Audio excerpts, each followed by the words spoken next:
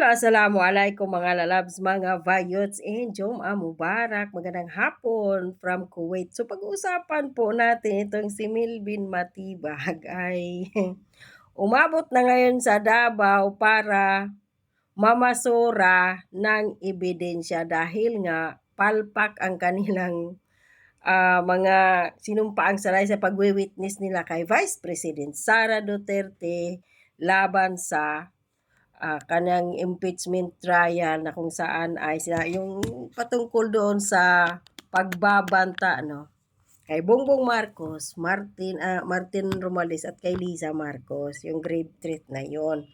So wala silang dito si Matibag at ang kanyang dalawa pang kasamahang taga-NBI na may mga kriminal na kaso at ito din meron ding nahaharap din ito sa kanyang issue doon sa Amerika sa mahigit $1,000,000 na bahay na binili nila. Saan sila kumuha ng pera, di ba? So ngayon, dahil palpak ang kanyang pagiging witness doon sa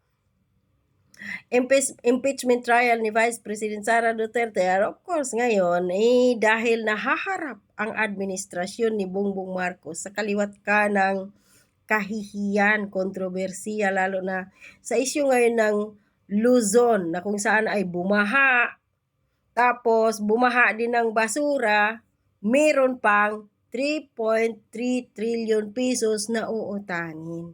So para mailihis ang lahat ng mga issue na to, so ngayon, pumunta si Matibag doon sa Davao para mangalap doon ng ebidensya na may maikaso siya na against sa mga Duterte. So ano yon? Ayan, basa sa baba ha. NBI Director Matibag pinangunahan ang pag-rescue sa 174 na manggagawa sa isang pabrika sa Davao City. Samantala, maraming mga pabrika sa Luzon, lalo na dyan sa sa Laguna, sa Bulacan, na kung saan andun nakaimbak yung mga smuggled na mga items, iba't ibang klase ng items andoon, mula sa pagkain, sa mga kotse, sa mga kung ano-ano pa, hindi niya ni-raid. Bakit?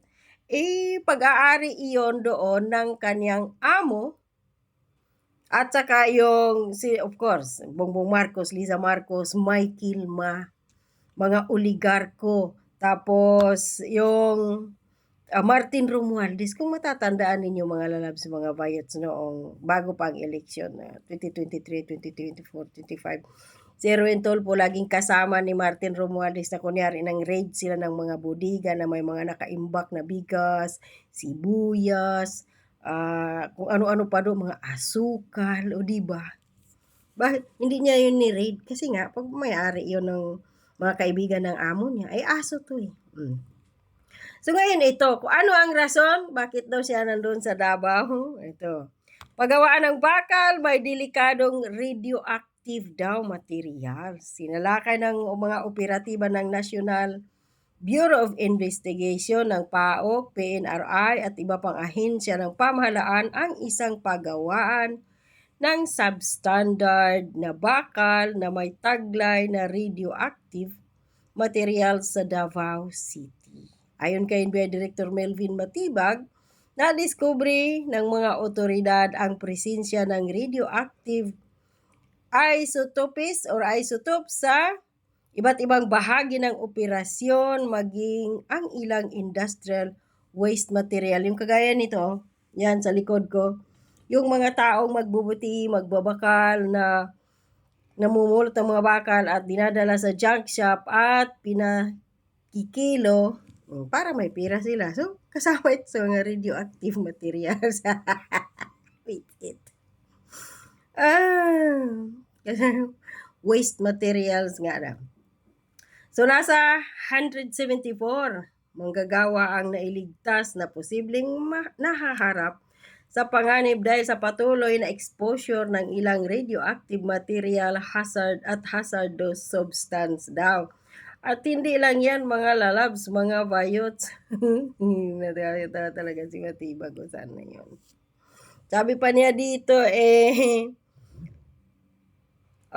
delikado daw kasi sinalakay yung saan na ba yun?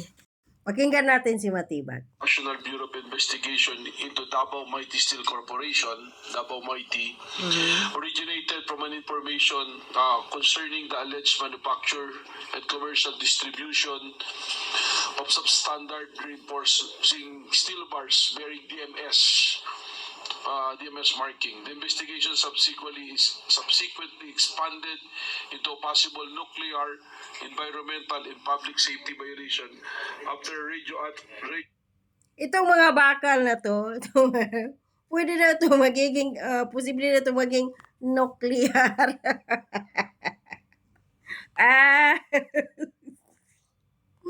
Nakakatawa. Radioactive examination of the Philippine Nuclear Research Agency. Detected were uranium-238, thorium-232 as commercially distributed by DMS reinforcing steel bars. So, saan yung uranium na yan? Yung sa mga steel bars na yan na paggawa ng bahay, pwede na pala yan siya gawing nuclear. Delikado sa sabog mga bahay dyan. So, nagkaroon po tayo ng subsequent test buy of the steel bars which we subjected to testing. So, out of the samples na binili natin, there are about 50% of it containing this radioactive. Saan kayo bumili? Of course, hindi dito. Sa iba, baka may dala kayo. Tapos kunwari, testing ninyo, may radioactive ito. Tapos posible itong, pwede itong maging, may divert ito sa nuclear. Ay, galing. Materials na sinasabi natin. Also, the Bureau of Investigations made an investigation, if you recall, the 7.8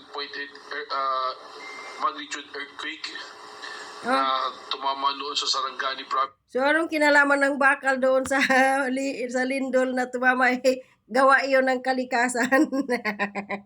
So, in June 8, 2026, tinignan natin yung mga nakakabit na steel bars dito, and we found out that about 70% of the steel bars that was used doon sa mga na-damage na buildings, specifically. Uy, doon daw galing sa Davao, yun, Davao na pinagbintangan doon sa mga gusali na gumoho dahil sa malakas na lindol. Malakas po yun, may 7.8 yata yun galing daw Davao ang mga materials noon. So, bakit hindi mo sitahin, Melvin Matibag? Nagmala engineer ka di ba? Bakit hindi mo sitahin yung mga engineer doon na gumawa ng mga bahay na yun na gumuho noong panahon ng kasagsagan ng lindol doon sa Jinsan dahil sa kanilang matinding korupsyon, ang kanilang ginawa, substandard materials ang kanilang ginamit para meron silang makupit. Hindi iyon kasalanan ng mga steel companies na binilihan lagayan nito kung gumuho ang mga bahay na yon, mga simento, dahil binili yun, export yun kadalasan sa ibang bansa. Simento, yung iba mga bakal at kung ano-ano pa. So, hindi kasalanan yun ng factory na gaya nito na ni-read ninyo. Kung may gumuho man, mayroon naman talagang gumuho doon ng mga gusali sa Jinsan panahon ng ulitin ko, kasalanan ng mga engineers, mga architect ang may problema doon at hindi ang mga steel factories or steel companies na kanilang binilihan. Naghahanap ka lang ng masisi. Dahil palpak kayo doon sa grave treat ni BP Sara kung ipapatay si Marcos Jr., si Lisa at si Martin Tambaloslos. Para mayroon kayong maikaso na ganito, ganon, kakasuhan na ng patong-patong. Asus, utot nyo. Huwag kayo magtago. May araw din kayong animal kayo. At huwag kayong lumayas sa Pilipinas kapag hindi na si Bongbong Marcos ang presidente.